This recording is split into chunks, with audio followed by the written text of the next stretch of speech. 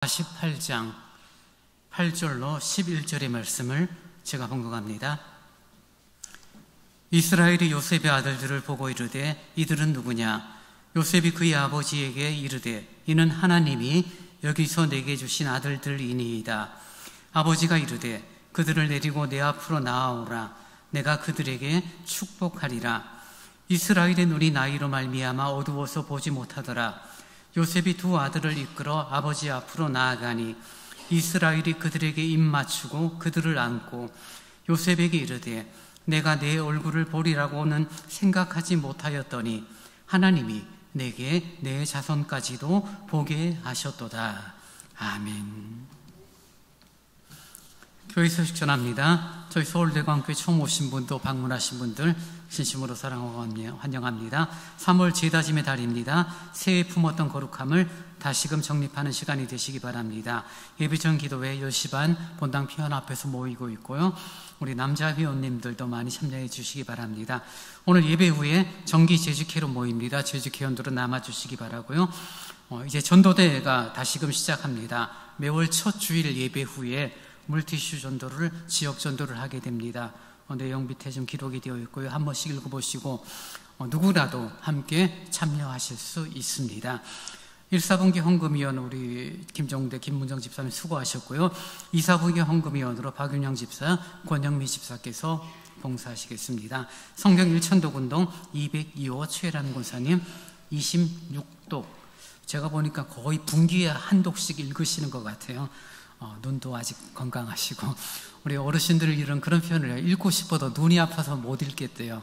눈이 참 불편하고, 그런 경우는 어쩔 수가 없죠. 그러나 마음은 하나님 말씀을 가까이 하는 그런 우리 어르신들이 되기를 바랍니다. 이제 준비하신 주일헌금을 하나님께 드리겠습니다.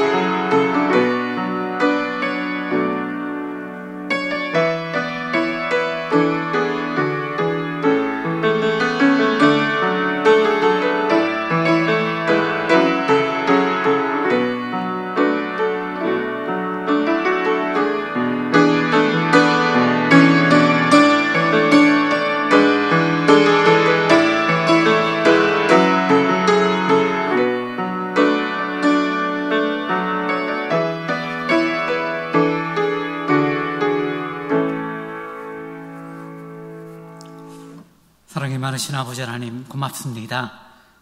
하나님을 예배하며 저희들의 마음과 정성을 모아 헌금하게 되니 참 고맙습니다. 수고하고 애쓰게 하시고 이 땅에서 삶의 열매를 거둘 수 있도록 은혜를 주시니 감사합니다. 많은 것 넉넉하게 거두는 삶이오나 삶은 아니오나 때를 따라 도우시는 하나님의 은혜가 있어 감사로 하루하루를 살아갑니다. 드려진 헌금이 복음을 전하는 곳에, 교회를 바르게 세워나가고 어린 영혼들을 믿음으로 양육하는 곳에 합당하게 쓰여지도록 하나님 함께하여 주옵소서. 주님, 교회를 향한 수고와 애씀이 있습니다. 이름 없이 빛 없이 수고하는 손길들에게 은혜를 허락하여 주시고 아버지, 그들의 수고와 애씀을 기억하사 합당한 은혜로 채워주옵소서. 육신에 연약한 우리 어르신들이 있습니다. 아버지, 긍휼히 여겨주옵소서. 주님 부르실 그날까지 강건함으로 발걸음이 힘있는 발걸음이 되어지도록 인도하여 주옵소서. 감사합니다. 예수님 이름으로 기도하옵나이다. 아멘.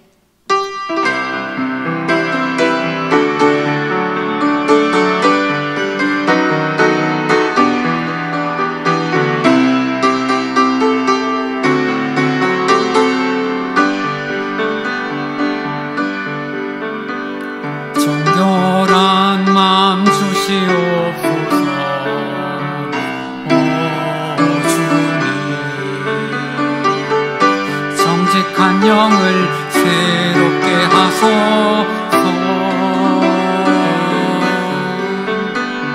정결한 마음 주시옵소서. 오 주님, 성직한 영을 새롭게 하소서.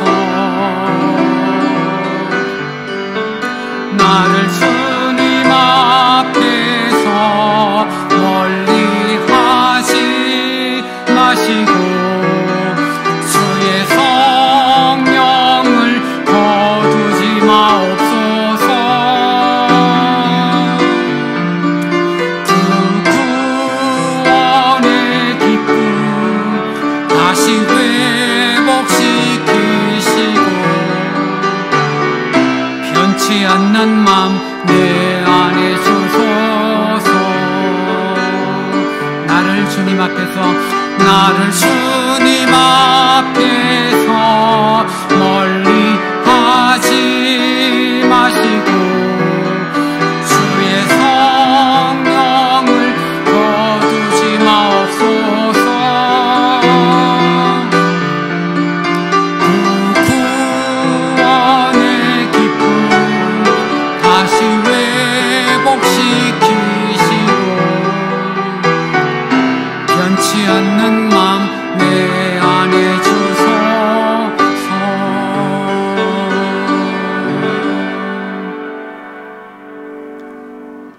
아버지 하나님 고맙습니다.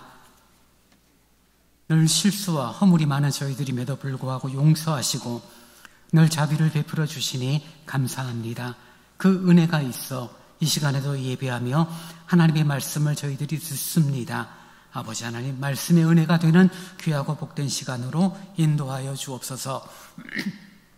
부족한 종이 주의 말씀을 전하오니 온전히 진리의 도구, 말씀의 도구로만 사용하사 전하는 자, 듣는 자 한 마음 한 뜻을 품을 수 있도록 은혜를 내리어 주옵소서. 예수님 이름으로 기도하옵나이다. 아멘. 참 날씨가 변덕스럽습니다. 어제 목양실에서 설교 준비하면서 이렇게 창밖을 봤는데 눈이 한방눈이 내리더라고요. 한방눈이. 한 5분 왔나요? 갑자기 해가 쨍해요. 끝났는구나 생각했는데 조금 있으니까 갑자기 비가 와요.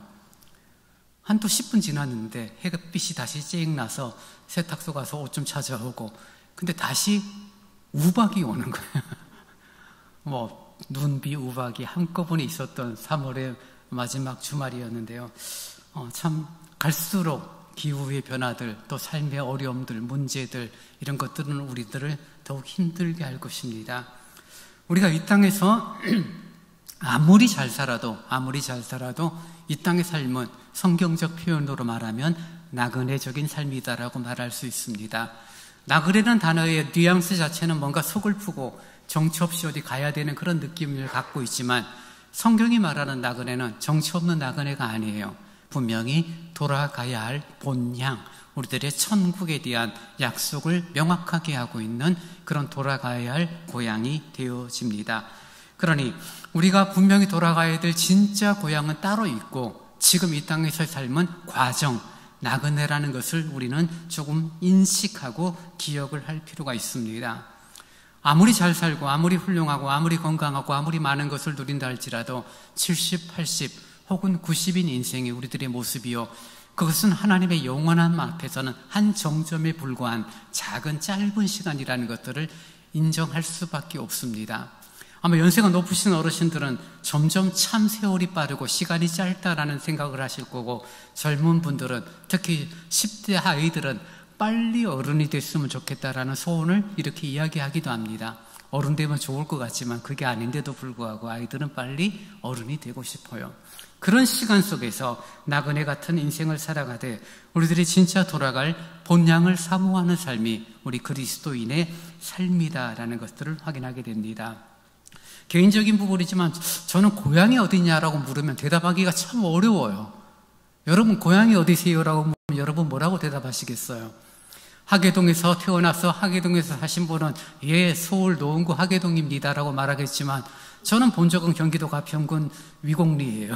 근데 가평군 위곡리 가본 적이 한 번도 없어요. 저는 살았던 시간들이 서울에서 좀 살고 대구 쪽에서 좀 살고 뭐 이렇게 충청도 쪽에 좀 살고, 태어나기는 제가 부산에서 태어났는데 자라기는 2살, 3살, 4살 때는 강원도 강릉에서 살았대요. 저는 뭐 기억이 안 나니까요. 그래서 누가 저에게 목사님 고향이 어디세요? 그러면은 가평이 본적이고요. 쭉 역사를 읊어줘야 돼요. 근데 제가 어릴 때부터 함께 교회 생활했던 분들하고 1년에 한 번씩 모임을 갔는데, 그 모임을 가지면 벌써 뭐 중학교 1, 2학년 때 만났던 친구들, 선배 후배들이 1년에 한 번 1박 모임을 갖게 되면 모교회 선후배 모임인데요, 참 정겨워요. 그래서 이 정겨움이라는 것이 바로 고향이라는 정서와 같겠구나라는 생각을 해봅니다. 그래서 고향이 어디냐라고 물으면 특정한 장소, 특정한 지역이 아니라 그런 정겨운 추억들을 나누고 믿음의 유산들을 나눌 수 있는 그런 사람들이 바로 고향이 아닌가, 그런 생각을 한번 저 개인적으로 해봅니다.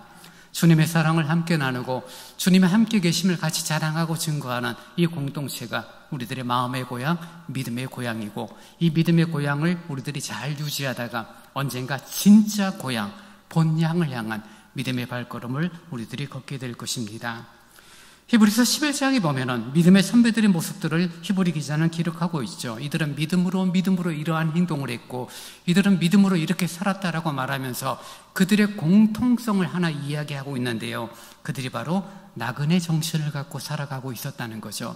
지금의 삶에 대해서 누구보다도 성실했고, 지금의 삶에 대해서 그들이 진지하게 살았음에도 불구하고 나그네 정신, 이 땅이 진짜 고향이 아니라 내가 돌아가야 할 본향이 있다는 것들을 늘 인지하고 살았던 모습들입니다. 구체적인 예를 들자면 아브라함, 이삭, 야곱 같은 거부들, 하나님이 함께 하셔서 그들은 부를 누렸음에도 불구하고 집을 짓지 않았어요. 그들은 한평생 장막 생활을 했습니다. 텐트 생활을 했다는 거죠. 언제든지 이동을 해야 되는 그런 어떤 근동 지방의 어떤 특징도 있었겠지만, 성을 쌓거나 큰 집을 만들지 않고 장막 생활을 하며 언젠가 내가 돌아가야 할 본향, 고향에 대한 애씀을 가졌던 그런 모습으로 삶을 살았습니다. 하나님께서 마련해 주신 더 좋은 본향, 천국에 대한 소망을 가지고 있었기 때문에 지금 살고 있는 땅에서의 삶에 대한 부분들의 미련과 거기에 대해서 최선을 다하는 모습은 아니었죠. 하나님 앞에 나아가되 성실과 진실함이란 진지한 삶이 있었지만 이게 전부야라고 올인하는 그런 모습은 아니었던 것을 우리는 확인하게 됩니다. 야곱도 마찬가지죠. 이제 47장, 48장, 49장에서는 야곱이 죽음을 앞두고 그의 자녀들에게 유언을 하고 자신의 삶을 뒤돌아보는 그런 시간들을 가지는 내용으로 기록되고 있는데요, 오늘 함께 본문의 8절 이하에 나오는 내용은 야곱이 자신의 손자들에게 축복하는 그런 내용으로 기록하고 있습니다. 여러분 8절을 보십시오. 이스라엘이 요셉의 아들들을 보고 이르되 이들은 누구냐? 요셉이 아들이 둘이가 있었죠. 에브라임과 므낫세입니다. 그들이 누구냐라고 물으니 요셉이 대답하죠. 하나님께서 내게 주신 아들입니다 라고 말합니다. 그리고 야곱의 마음에 어떤 감동이 왔냐면 내가 그들에게 축복하리라 라고 9절에 보면은 후반절에 내가 그들에게 축복하리라 라는 그런 표현을 하고 있는 것을 보게 됩니다. 야곱이 축복한다는, 축복이라는 단어가 무엇입니까? 복을 내가 축원하고 복을 내가 기원한다는 뜻이잖아요. 그래서 야곱의 마음에는 하나님이 내게 주신 복, 하나님의 그 놀라운 복을 내가 나의 손자들에게 축복하고 싶다라는, 그 복을 전하고 싶다라는 그런 마음임을 우리는 확인하게 됩니다. 자신의 손자들에게 축복하기를 원하는 야곱의 마음, 축복이라는 그런 단어는 어느 누구도 싫어하는 사람들이 없어요. 가끔 이렇게 믿지 않는 사람들을 만나도 제가 선생님을 위해서 잠깐 좀 기도해도 될까요? 라고 하면은 거절하는 분들이 별로 없어요. 물론 환경이 길에서 기도하자 그러면 다 싫어하지만 어디 앉아 있거나 조금 여유가 있을 때는 다 좋습니다. 믿지는 않지만 목사님 기도해 주신다니까 어쨌든 좋은 것 같습니다. 이런 표현들을 하는 사람들의 축복에 대한 기대가 있죠. 얼마 남지 않은 야곱이 요셉의 두 아들에게 유산으로 축복하는 그런 아름다움의 모습을 우리는 본문 가운데 확인하게 됩니다. 요셉은 자기가 받을 수 있는 가장 좋은 유산이 아버지로부터 빌어주는 하나님의 복이라는 것을 알고 있었고, 그 복이 자신의 뿐만 아니라 이전에 자신의 두 아들 므낫세와 에브라임에게도 전해지기를 원했던 요셉의 마음, 그리고 야곱 역시 자기가 자녀들에게 물려줄 수 있는 가장 귀한 것이 풍요로운 부와 재산이 아닌 하나님의 복, 믿음의 유산이라는 것들을 확인하게 됩니다. 히브리서 11장 21절을 보면 이렇게 표현을 하고 있는데요. 믿음으로 야곱은 죽을 때에 요셉의 각 아들들에게 축복하고 그 지팡이 머리에 의지하여 경배하였다라고 기록을 하고 있습니다. 그 야곱은 하나님께서 받은 복을 자신이 누렸죠. 험악한 세월을 보냈음에도 불구하고 때를 따라 돕는 하나님의 은혜가 있어 지금 야곱 자신이 복을 누리는 삶이었고, 이제 그 복이 요셉을 거쳐 그리고 두 손자에게까지 이루어지기를 원하는 그런 야곱의 마음입니다. 야곱, 속이는 자, 사기꾼이라는 이름처럼 한평생 그렇게 살았던 항상 자신 중심의 삶이었지만, 이제 죽음을 앞두고 이 야곱의 태도와 야곱의 표현이 달라집니다. 11절을 보면은 요셉이 11절에 보면 요셉에게 이르되 내가 내 얼굴을 보리라고 생각하지 못하였더니 하나님이 내게 내 자손까지도 보게 하셨도다 라고 말하면서 11절에 나오는 주어가 하나님이라는 단어로 바뀌어진 것을 보게 됩니다. 항상 야곱이 내가 라는 자신의 중심이 되었던 그런 이스라엘 야곱이 이제는 하나님께서 내게 이렇게 하셨다라고 하여서 하나님이 주어가 되어지고 하나님이 주도적으로 자신의 삶을 이끌어 간다는 것들을 우리들에게 말해주고 있는 것입니다. 주어가 나에서 이젠 하나님으로 바뀐 그런 야곱의 마지막 시간을 우리는 보게 되는 거죠. 여러분, 유종의 미를 거둔다는 말이 있습니다. 끝이 좋아야 준다는 말이 있죠. 기독교적인 관점에서 결과가만 좋으면 과정이 무시돼도 되는 건 아니지만, 어쨌든 우리는 결과가 아름다움을 보장받은 자죠. 왜요? 본향을 소망하고 본향을 소유한 자가 되기 때문입니다. 그래서 끝이 아름다운 자가 되어집니다. 아름답게 생활하다 마지막 날 하나님의 심판 앞에 부끄러워하고 도망가려는 마음을 가진다라면 끝이 아름답지 않은 분이 되겠죠. 저와 여러분이 마지막이 나에게서 하나님으로 우리의 삶의 주어가 바뀌어지는 은혜가 있기를 원합니다. 왜냐하면 그게 복이기 때문에요. 하나님이 내게 이렇게 해 주셨어. 주님께서 나를 이렇게 인도해 주셨어. 주님께서 주신 거야. 내가 했어. 내가 기도했더니, 내가 말씀 받더니 이런 은혜와 복을 누렸어. 내가 중심, 나 자신이 중심이 되어지는 자가 아니라 주님이 중심이 되어지는 자, 그런 야곱은 이제 하나님의 놀라운 은혜와 복이 자신의 아들 그리고 손자들에게 이루어지기를 원하는 그런 모습을 오늘 성경 본문 가운데 확인하게 됩니다. 아직은 아니지만요, 저도 그렇고 여러분도 언젠가 이 땅에서의 삶이 마무리될 때가 있겠죠. 그때 여러분, 유산으로 무엇을 남기시겠습니까? 그래도 아파트 한 채는 아들에게 남겨줘야지. 내 예금 몇 천만 원 남았는 거 이거는 그래도 딸에게 줘야지. 나름의 어떤 유산에 대한 생각들을 가지고 계시는지 모르겠지만요, 여러분, 정말 우리들에게 이 땅에서 우리들의 자녀들에게 남길 가장 귀하고 복된 유산이 무엇일까 한번 생각을 해보세요. 우리 아버님 세대들, 우리 부모님 세대들은 힘들게 살았던 50년대, 60년대를 살았기 때문에 마음의 다짐이 무엇입니까? 내가 그렇게 고생하며 살았는데 내 아들, 딸들은 조금 넉넉하고 조금 더 좀 잘 살기를 바라는 마음으로 아들, 딸들을 위하여 재산을 모아두시는 경우들이 많이 있습니다. 내 딸은 이제 고생 안 해야지. 내가 그렇게 힘들게 살았는데 내 아들은 고생 안 해야지. 그런 마음으로 유산을 준비하고 유산을 남겨두는 경우가 있죠. 물론 유산을 줄 수 있을 정도의 형편이라면 괜찮지만 사실은 대부분은 그런 어떤 의미가 없는 삶을 살아가는 서민들의 모습이 우리들의 모습이기도 합니다. 자녀, 그리고 주변, 또 사회, 그리고 우리들의 후배들에게 무엇을 유산으로 남겨줄 것인가, 믿음을 유산으로 남길 수 있는 그런 태도들, 그런 마음의 다짐들이 오늘 야곱을 통하여 우리에게 다가올 수 있기를 원합니다. 개인적인 이야기지만요, 저희 집안 이야기인데, 아버지 쪽은 3대 독자라서 아버지 친척을 태어나서 저는 만난 적이 한 번도 없어요. 고모가 한 분 있었다는 이야기 들었는데 본 적이 없어요. 근데 어머니 쪽은 2남 5녀예요. 저희 어머니가 막내예요. 저희 어머니가 막내인데 지금 연세가 86세인데 건강하세요. 매일 글씨 쓰고 일기 쓰고 그다음에 뭐 독후감 쓰고 주일 교회 가고 수요 예배 가고 또 지역에서 하는 그런 어떤 교육 문화 활동하는 거 일주일에 2번 가고 잘 다니세요. 아주 건강해요. 근데 우리 외삼촌이 나이가 90 중반인데 아직 살아계세요. 그 집안에 90 전에 돌아가신 분이 없어요. 다 90 넘어서 돌아가셨어요. 안타깝게도 그러니까 제 사촌 형들은 죽은 분들이 몇 분 있어요. 부모는 살아있는데 아들들이 먼저 죽은 그런 모습은 있지만 그 식구들이 굉장히 오래 사는 집안들입니다. 다 장로, 권사 집안들입니다. 근데 이 집안이 어떤 집안이냐면요, 가족들이 모두 기독교 집안일 뿐더러 우리가 잘 아는 유관순 집안이에요. 유관순 열사라고 이야기를 하죠. 그분의 가족 집안입니다.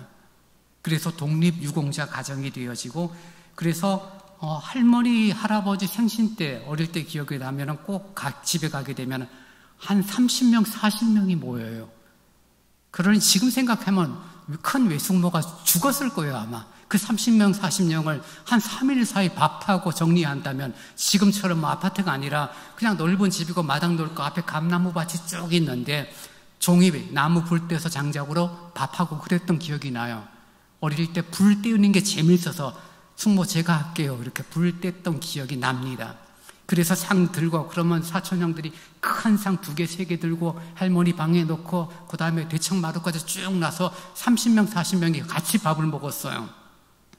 근데 지금도 기억나는 게 뭐가 하나 있냐면요, 할아버지 생신 때였는데 그렇게 아침 식사를 거하게 하고 그리고 상을 치운 다음에 가족들이 다 줄 서 있는 거예요. 왜 줄 서 있나 싶어서 봤더니 큰 외삼촌부터 시작해서 하여튼 제까지 한 30명이 줄 서서 뭘 했냐면 할아버지로부터 안수 기도를 받았어요.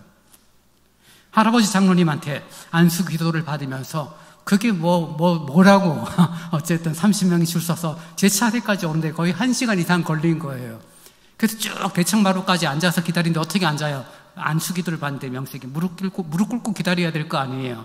그래서 막 다리 저리고 힘들었던 기억만 날 뿐 뭐라고 저한테 기도하셨는지 생각은 안 나는데요. 그 잔상이 지금도 머리에 있습니다. 아마 가족들의 마음, 자녀 손들의 마음은 무엇이었겠습니까? 하나님의 은혜와 복이 할아버지를 통하여서 축복이 되어져 자녀들에게 이루어지기를 원했던 그런 모습들.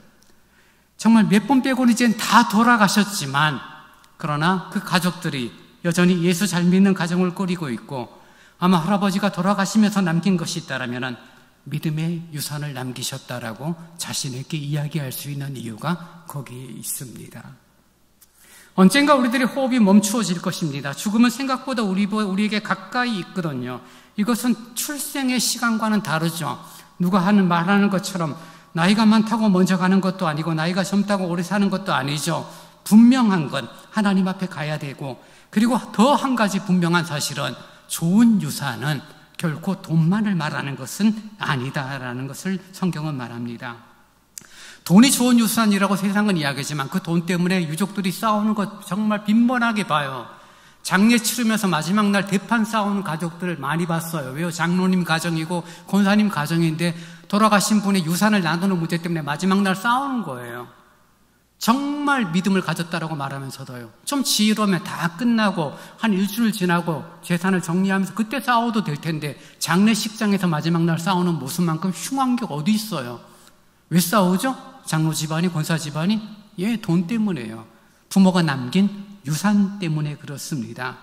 근데 성경은 뭐라고 말하냐면 시편 128편 2절에 보면은 내 손으로 일한 만큼 네가 먹으리니 이것이 복이요 은혜이다라고 시편 기자는 말해요. 무슨 말이냐면 부모로부터 어떤 유산을 받는 것으로 복이 은혜가 아니라 너의 손으로 일하고 너가 일한 만큼 네가 얻고 먹는 것이 복이다라고, 은혜다라고 시편 기자는 말해주고 있는 것입니다. 공짜 돈이 아니라 내가 수고하고 있어서 얻은 열매, 그것을 가지고 사용하고 그것을 통하여서 가정을 꾸려나가는 것, 그것이 은혜요 복이다라고 말하는 것입니다. 그러니 돈을 유산으로 남긴 것 때문에 갈등, 다툼, 싸움, 서로 쳐다보지 않는 그런 어떤 돈 많은 집안의 모습을 바라볼 때 돈이 유산이 아니라 우리들의 유산, 믿음이 유산이 되어지기를 원합니다. 그래서 그 믿음을 유산으로 남기고 믿음을 유산으로 남기기 위한 우리의 삶이라는 것은 결국 진실된 삶으로 이어진다는 것은 당연하겠죠. 여러분 한번 돌아보세요. 여러분이 여러분의 자녀들을 향해서 보면서 여러분 자녀 앞에서 만약에 교회를 욕하고 목사를 험담하고 성도들을 험담하는 모습이 빈번하다라면 여러분의 자녀는 교회를 향한 평가, 목사를 향한 평가, 교인들을 향한 평가가 어떻게 될까요? 교회는 그저 돈만 밝히는 교회, 우리 목사님은 사랑 없는 목사님, 우리 장로님들은 자기밖에 모르고 권위만 부리는 못된 장로들, 이런 인식으로 자녀들에게 보여질 수밖에 없는 거잖아요. 그리고 뭐 여러분이 만약에 죽음을 앞두고 얘들아 아버지의 소원이 있다, 너희들이 믿음생활 신앙생활 잘했으면 좋겠다라고 말하면 자녀들이 뭐라 그러겠어요? 어떤 교회, 어떤 목사, 어떤 장로를 잘 섬기고 잘 따라? 아버지가 우리에게 한평생 보여준 것을 욕하는 것밖에 없었는데, 그런 유산이 되어질 수밖에 없는 것입니다. 그래서 자녀들에게는 말로 가르치는 것이 아니죠. 우리들이 실수하고 아버지 노릇, 어머니 노릇을 처음 하는 것이기 때문에 저와 여러분들이 다 부족한 부분이 있습니다. 자녀들 앞에서 쉽게 거짓말을 하거나 다른 사람을 험담하거나 교회 욕을 하는 모습들이 때론 있죠. 그러나 그런 부분들을 고집하고 그런 부분들이 옳음을 주장하는 것이 아니라 회개하고 그때 상한 마음으로 아빠가 그때 그렇게 교회를 욕하고 목사를 욕했는데 잘못이었어 라는 그런 진실됨을 가진다라면은 그것이 바로 믿음의 유산이 되어질 수 있는 거죠. 교회라는 공동체가 있습니다. 어쨌든 간에 믿음의 선배가 있고 믿음의 후배가 있잖아요. 믿음의 선배가 되시는 우리 은퇴 올러 목사님들, 그런 장로님들이 믿음의 후배들에게 보일 수 있는 것이 무엇입니까? 그저 돈 10만 원이라도 더 받으려고 하고 조금이라도 더 얻어먹으려 하고 인색한 모습을 가진다라면 밑에 있는 후배들에게는 아무런 본이 되지 않죠. 믿음의 유산을 남긴다는 것은 쉬운 일이 아니에요. 불편함을 감내해야 되고 내 헌신과 내 희생과 내 에너지가 쓰여지고 내 재물이 쓰여지는 그런 과정들을 전제하고 있어요. 돈 10원 쓰지 않으면서 마음을 나누지 않고 내 시간 내지 않으면서 믿음의 유산을 남긴다라고 말하면 그것은 말장난에 불과한 것입니다. 우리들의 신앙이, 우리들의 믿음이 우리들의 교회 안에서 또 우리의 가정 안에서 부모가 어른이 불편함을 감내하고 내 에너지를 사용하고 내 돈을 쓰면서 믿음의 유산을 남길 수 있는 그런 아름다움이, 그것들이 지금 아직 살아있는 지금 저희들이 준비할 수 있는 기회가 있는 거죠. 자녀들에게 미안하다라는 표현들을 하는 것이 익숙해져야 되는 시대가 오늘의 시대예요. 예전에 부모들은 자녀들에게 사과하지 않았습니다. 체벌을 하든 잘못된 아버지의 권위로 굴림을 했든 그건 중요하지 않은 거였죠. 근데 지금 시대는 그렇지 않습니다. 아이들이 보고 자녀들이 보면서 아버지의 잘못된 굴림들, 어머니의 이중적인 모습들, 그런 것들을 바라보면서 뭐해요? 절대 저렇게 살지 않아야 되겠다는 그런 다짐들을 하면서도 결국은 닮아가는 그런 안타까움, 그런 불편함이 이어지는 그런 과정들을 이제는 정리를 해야 될 시간입니다. 잘못을 인정하고 내가 참 너희들 그때 혼내고 체벌했는가, 그때는 바르다고 생각했는데 정말 미안해. 그 말 할 때까지 제가 걸린 시간이 30년 가까이 걸렸어요. 그게 미안하다는 생각이 들어야 미안하다고 하는데 진짜 미안한 감이 들었던 게 작년이었으니까요. 제가 아이들한테 정말 미안하다라고 이야기를 했어요. 그렇게 화를 내고 너희들 앞에서 그런 태도를 가진 건 정말 미안해. 잘못한 거야. 다시 화내지 않을게 너희들 앞에서. 여러분, 언젠가 하나님 앞에 서게 될 것이고 우리들의 자녀들에게, 우리들의 신앙의 후배들에게 진정한 복을 물려줄 수 있어야 하는데 도대체 어떻게 물려주고 어떻게 그것을 우리들이 준비할 수 있을까? 야곱은 조상들이 자신에게 축복한 것보다 더 자세하고 구체적으로 축복합니다. 읽지는 않았지만 15절과 16절 말씀을 보시기 바랍니다. 15절에 그가 요셉을 위하여 축복하여 이르되 내 조부 아브라함과 아버지 이삭이 섬기던 하나님, 나의 출생으로부터 지금까지 나를 기르신 하나님, 나를 모든 환난에서 건지신 여호와의 사자께서 이 아이들에게 복을 주시오며 이들로 내 이름과 내 조상 아브라함과 이삭의 이름으로 칭하게 하시오며 이들이 세상에서 번식되게 하시기를 원하나이다. 라고 야곱은 자신의 아들 요셉에게 그리고 두 손자에게 축복을 하는 내용이 오늘 성경 가운데 나옵니다. 야곱은 하나님을 자신의 아들 요셉에게 그리고 두 손자에게 유산으로 물려주고 있습니다. 선조 아브라함이 믿음으로 그리고 이삭이 믿음으로 살았던 그리고 내가 참 험악한 세월을 속이는 자로 살았음에도 불구하고 온갖 위험에서 나를 건져주신 하나님께서 이제 너희와 함께 하시고 너희도 그렇게 살도록 인도해 주시기를 비는 그런 축복의 야곱의 모습을 봅니다.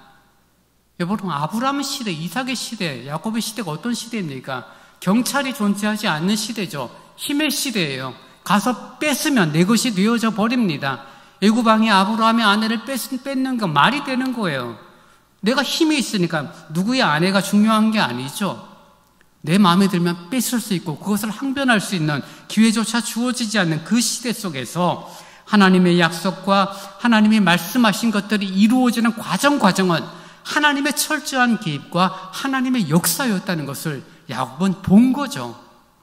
그리고 그렇게 우리 집안을 인도하시고 우리 집안을 이끄셨던 그 하나님께서 요셉 너에게 그리고 에브라임 므낫세 너의 하나님이 되기를 원해 라고 축복을 하고 있는 것입니다.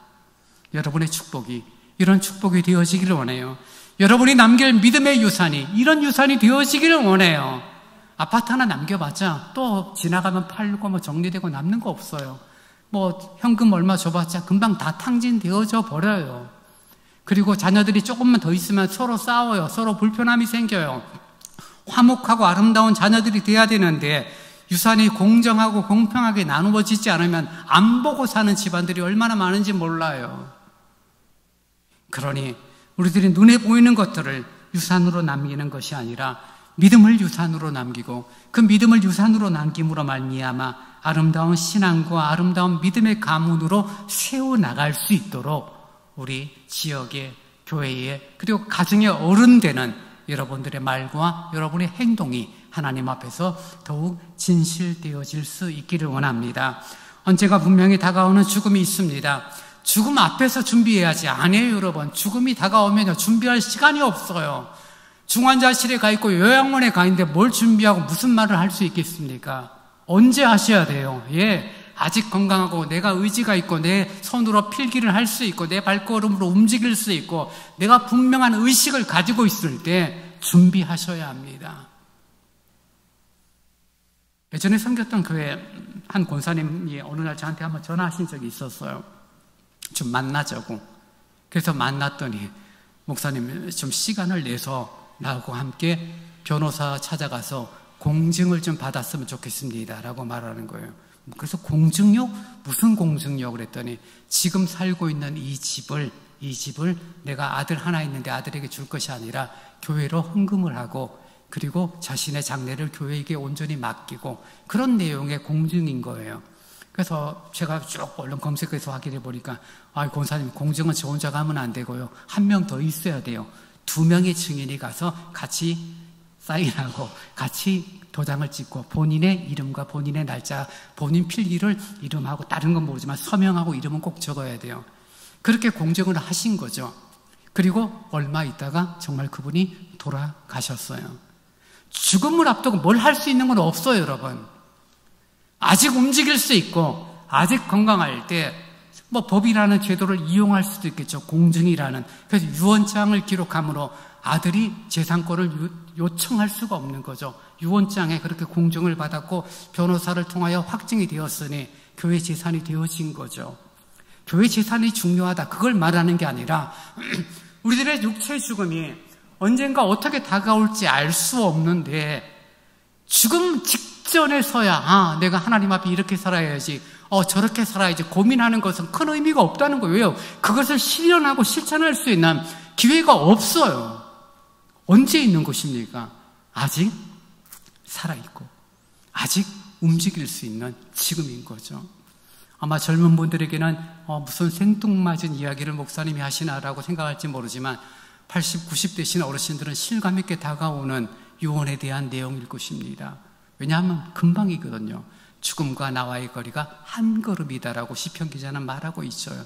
불과 한 걸음에 불과한 그 시간을 저희들이 앞두고 있으면서 야곱이 아들에게, 손자에게, 내 조상 아브라함과 나의 아버지 이삭과 함께 하셨던 하나님, 그리고 참 힘들고 어렵고 고난의 삶을 살았던 나의 삶을 이렇게 이끌어주신 하나님이, 아들아 요셉 너에게, 손자들아 에브라임과 므낫세야 너희들에게 있기를 원하노라, 축복의 기도를 하는 야곱의 모습을 오늘 성경 가운데 우리는 확인하게 됩니다.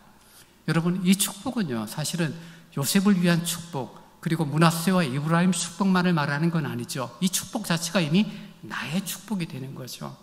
야곱 자신의 축복을 전하면서 그 놀라운 축복의 대상이 되어지는 것입니다. 이 시대를 사는 우리도 세상에서 자기 힘으로 복잡하게 머리를 굴리면서 하루하루 간신히 살아가는 것이 아니라, 비록 어려움이 있고 때론 문제가 생긴다 할지라도 그 속에서 나를 강하게 하시고 존귀하게 세워주시는 하나님의 은혜, 하나님의 살아있는 손길을 지금 기억하고 그 약속을 의지할 뿐 아니라, 그 약속이 나에게 뿐만 아니라 나의 자녀들에게도, 그리고 교회의 믿음의 후배들에게도 이어지기를 원하는 그런 마음들이 우리에게 필요한 것입니다. 사망의 음침한 골짜기로 다닐지라도 하나님께서 인도하세요. 여러분, 야곱이 살았던 삶만큼 정말 험악한 세월이 어디 있겠어요? 야곱은 스스로 말하잖아요. 내가 정말 120년을 살았는데 그 세월을 돌아보니 험악한 세월이었다라고 말해요. 남 속이고 살았으니 얼마나 괴로웠어요.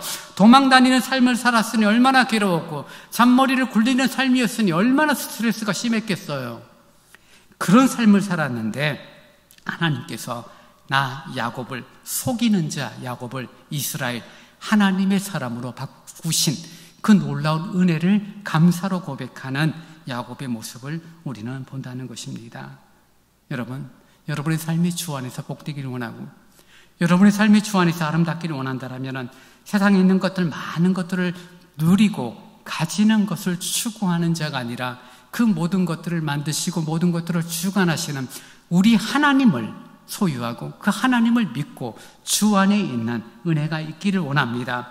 소돔과 고모라처럼 악한 곳에서 화려한 삶과 많은 재물을 가진 것이 복된 것이 아니라, 불가능한 것을 가능하게 하시며 죄악과 죽음의 세상에서도 승리하게 하게 하시는 우리 주 예수 그리스도 안에서 우리들의 삶이 유산과 복으로 임한다는 사실을 좀 기억을 했으면 좋겠습니다. 당장 문제가 해결되지 않는다라고 해서, 당장의 지금의 어려운 문제가 해결되지 않는다라고 해서 우리들이 스스로 자책하고 하나님이 도대체 어디 있느냐, 하나님을 향한 원망과 교회를 향한 원망과 목사를 향한 원망을 가지는 것이 아니라, 하나님의 그 은혜가 어떠한 삶의 현장 가운데 있어도 여전히 동일하게 나에게 다가오고 있고, 그 은혜로 지금 나의 모습이 있다는 사실을 기억하는 그런 모습을 갖게 될 때 우리는 믿음을 신앙의 유산으로 남기는 하나님의 사람으로 세워질 것입니다. 여러분, 우리가 받아야 할 복이 있다면 무엇이겠습니까? 하나님 여러분에게 복을 주신다라고 할 때 여러분 어떤 복을 받기를 원하세요? 하나님 건강의 복을 주세요? 재물의 복을 주세요? 둘 다 필요한 것이죠. 그러나 참된 복은 믿음의 복을 누리는 줄 믿습니다. 믿음의 복을 가져야 돼요. 하나님이 하시는 역사를 볼 수 있어야 돼요. 하나님의 마음을 품어야 돼요. 내 고집과 내 자존심과 내 명예를 추구하는 삶에서 그리스도를 온전히 주장하고 그분이 내 심령 가운데 역사한다는 사실을 믿기 때문에 내가 결정하지 않아도 편해요. 내가 직접 하지 않아도 하나님의 인도하심, 이끄심을 믿으니까 편안함이 있는 거예요. 섭섭하다, 자존심 상한다, 기분 나쁘다, 그건 뭐 내가 주인 노릇하려고 하니 힘든 거죠. 내가 아니라 하나님으로 주어를 바꾸면 우리의 삶은 아름다운 고백, 아름다운 기도의 제목이 되어질 것입니다. 저는 개인적으로 하나님 나에게 건강을 허락하시고 돈을 주세요라고 기도를 해본 적이 사실은 없어요.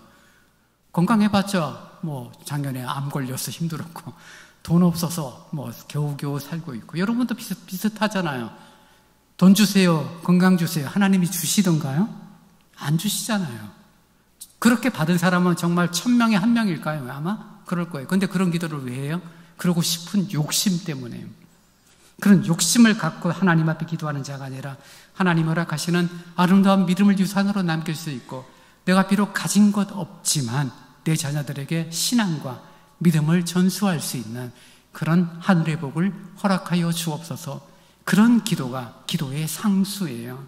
기도의 하수는 이것 주세요, 저것 주세요가 기도의 하수고요. 우리가 받아야 할 복, 하나님 믿음의 복을 허락하사 믿음의 복을 누리는 그런 마지막을 준비하는 시간이 되어지기를 원합니다. 그런 다짐들이 필요한 거죠. 예배 시작할 때 우리는 인사를 합니다. 반갑습니다. 서로 얼굴을 보고 인사해요. 사랑합니다 좀 할 때 되면 눈을 다 이렇게 깔아요. 눈 쳐다보면서 사랑합니다라고 말하는 게 너무 어색하고 너무 불편하니까요. 그 다음에 뭐죠? 하늘의 복 어떻게 해요? 많이 받으세요. 축복합니다. 이 축복 정말 여러분 아무것도 아닌 것처럼 보일지 모르지만 이 축복이 여러분에게 실질적인 복이 될 줄 믿습니다. 하늘의 복 많이 받으세요. 믿음의 복 정말 많이 받으세요. 신앙의 복 많이 받아서 그 삶이 윤택하고 그 삶이 평안하고 다른 것 조금 잃어버리고 다른 것 때문에 마음 상한다 할지라도 흔들리지 않는 하늘의 복을 남기는 그런 아름다움이 있는데 왜 주저하고 왜 쭈뼛쭈뼛 인사를 하세요? 당당하게 인사하셔야죠. 하늘의 복 권사님 많이 받으세요. 집사님 많이 받으세요. 그런 인사 속에서 우리들의 신앙 공동체가 죽음을 두려워하고 죽음을 피하려고 하는 자가 아니라 그 죽음이라는 과정을 통하여 참다운 본향으로 돌아갈 뿐 아니라 그 본향으로 돌아가기 전 믿음의 그 아름다운 신앙을 믿음의 유산으로 남기는 그런 신앙의 길, 십자가의 길을 함께 걷는 은혜가 저와 여러분 가운데 있기를 간절히 바랍니다. 이제 다 함께 일어나 찬송 489장을 찬양하시겠습니다.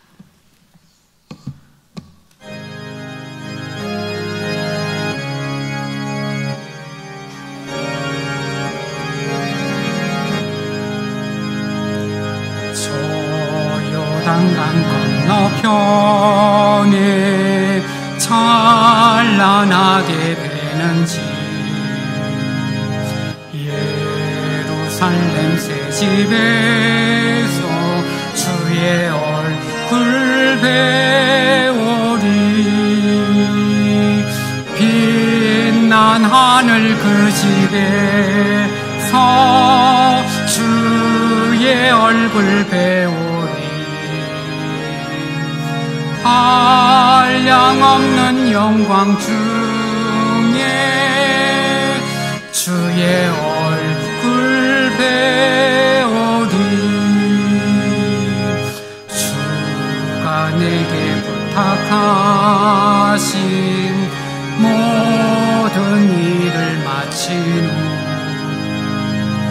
예비하신 그 집에서 주의 얼굴 배우리 빛난 하늘 그 집에서 주의 얼굴 배우리 한량없는 영광 중에 주의 얼굴 배우리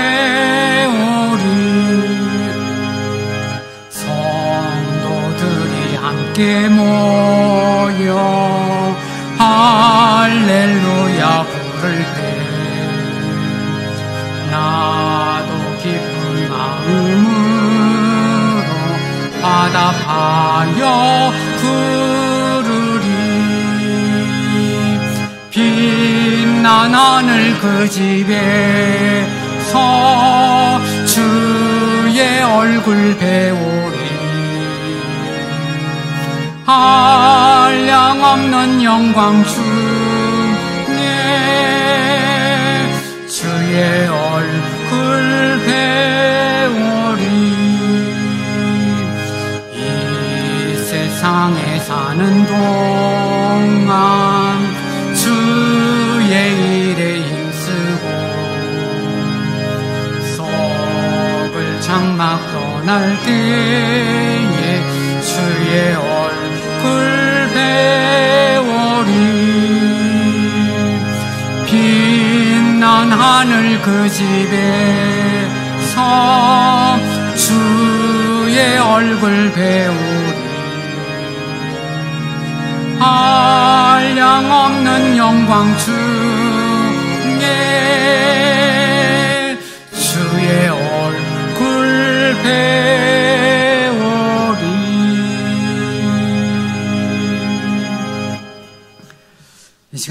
기도하기를 원합니다. 우리의 육신이 남은 때가 얼마인지 알 수 없죠. 분명한 것은 결코 길지 않습니다. 그 짧은 시간을 살아가면서 고집과 명예를 추구하는 자가 아니라 믿음으로 살아가고, 그리고 우리의 자녀들을 믿음으로 유산을 남기다가 주의 얼굴 뵙는 그런 아름다운 신앙의 보화를 가진 자로 살아가도록 하나님 함께 해달라고 이 시간 우리 같이 한번 합심하여 기도합니다. 기도하겠습니다. 아버지 하나님 고맙습니다. 연약한 저희들에게 믿음을 허락하시고 하나님의 사람으로 살 수 있는 힘과 용기를 주시니 감사합니다. 주님, 아름다운 믿음을, 금보다 귀한 믿음을 주님이여 정말 신앙의 유산으로 남길 수 있는 나의 심령이 되어지도록 하나님 함께하여 주시기를 간절히 소원합니다. 아버지, 이 땅의 것을 남기는 자, 눈에 보이는 것들을 남기는 자가 아니라 영원하나 보이지 않는 그 아름다운 신앙과 믿음을 유산으로 남길 수 있는 저희들의 신앙이 되어지도록 하나님 함께하여 주옵소서. 언젠가 주의 얼굴을 배울 텐데 그 주님의 얼굴을 배우는 시간이 기쁨의 시간이 되게 하시고 두려움과 피하는 시간이 되지 아니하도록 우리 심령, 나의 심령을 주 성령님 다스려 주시기를 간절히 원합니다. 선하신 손길을 의지합니다. 자비로우신 주님이여 인도하여 주옵소서.